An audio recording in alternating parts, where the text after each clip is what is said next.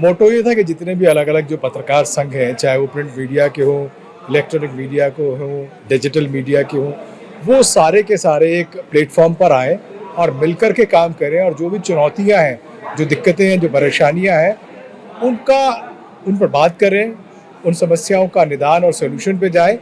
और सरकारें या मैनेजमेंट उस बात को नहीं मानती है तो उन पर प्रेशर बनाया जाए और कहीं ना कहीं समझौता कर करके उन समस्याओं को सॉल्व किया जाए।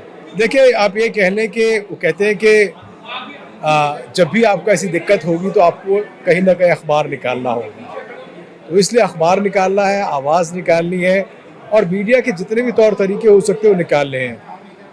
ये दौर कोई नया दौर नहीं है। इमरजेंसी का दौर हमने देखा, उससे पहले अंग्रेज़ों का दौर हमने देखा, वो इससे भी ज़्यादा भयानक था, भयावह था। लेकिन तब भी पत्रकार जो फोर्थ पिलर है, चौथा स्तंभ जो है, वो मजबूती के साथ खड़ा रहा, क्योंकि वो जनता की आवाज़ है, जनता का दर्द है। और जब वो खड़ा होगा तो सत्ता कैसी हो उससे फ़र्क नहीं पड़ता है, उसको सुनना ही पड़ेगा। अगर नहीं सुनेगा तो कहीं ना कहीं चौथा स्तंभ अपनी जगह से जब डगमगाएगा तो लोकतंत्र अपनी जगह डगमगाएगा। इसलिए ज़रूरी है कि सरकारों को भी इस बात को समझना चाहिए, सुनना चाहिए कि अगर पत्रकार कोई कह रहा है तो वो एक पूरे समाज की और एक पूरे देश की आवाज़ है। कह सकते हैं कई मायनों में, क्योंकि आप देखिए किसी भी संस्थाओं को चलाने के लिए पैसा दरकार ज़रूरी है, लेकिन पैसा आप लें और अपनी कलम बेच दें, ऐसा नहीं है।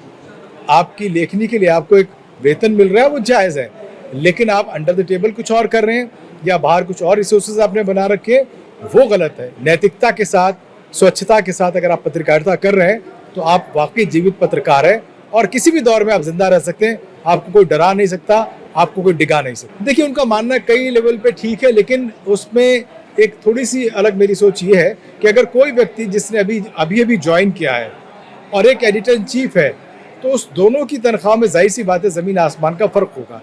किसी के पास 5 साल का एक्सपीरियंस है, किसी के पास 25 साल का एक्सपीरियंस है, तो उसकी भी तनख्वाह में ज़बरदस्त फ़र्क होगा। फिर संस्थान पे आप आ जाइए, आप किस तरीके के संस्थान में आप काम कर रहे हैं। अगर संस्थान आपका टॉप लेवल का है तो जाहिर सी बात है एंट्री लेवल पर भी आपको टॉप लेवल की सैलरीज मिलती हैं।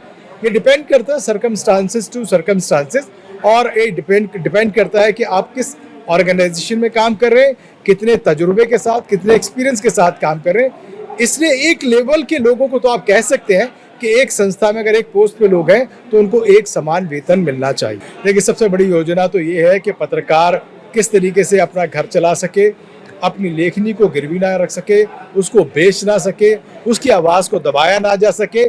तो इस के चलते जितनी भी चीज़ें हो सकती हैं, वो चाहे सरकार से बात करनी हो, प्रशासन से बात करनी है, अपने दूसरे संगठनों से बात करनी हो, क्योंकि हम सब की एक बात है, एक आवाज़ है और एक ही मुद्दा है, और उसका समाधान भी एक ही है कि जब हम एक साथ यूनाइट होकर के चलेंगे तो हमारी बात को कोई भी मना नहीं करेगा, चाहे वो सरकार हो, प्रशासन हो। देखिए, मैं कहूँगा कि आपके पास जो भी रिसोर्सेज है, आप जिस भी तरीके के पत्रकार हैं, चाहे वो सोशल मीडिया के हों, चाहे अखबार के हों या एक्टिव मीडिया के हों, आपका कंटेंट बिल्कुल क्लियर होना चाहिए, कॉन्सेप्ट बिल्कुल क्लियर होना चाहिए।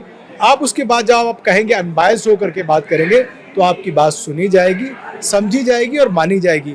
इसलिए आपको पार्टी नहीं बनना है, हम पार्टी नहीं है, हम वो बात करते हैं जो ग्राउंड रियलिटी होती है। दिक्कत आज यही होगी है कि हम अलग अलग धड़ों में बट गए हैं, कोई सरकार का धड़ा है तो कोई विपक्ष का धड़ा है। तो इन धड़ों में ना बट करके हमें सिर्फ पत्रकार रहना, और अगर पत्रकार रहेंगे तो आपकी पहचान हमेशा रहेगी। सरकारें आती रहेंगी और जाती रहेंगी। नई दुनिया लाइव, खास खबरें बेबाक अंदाज।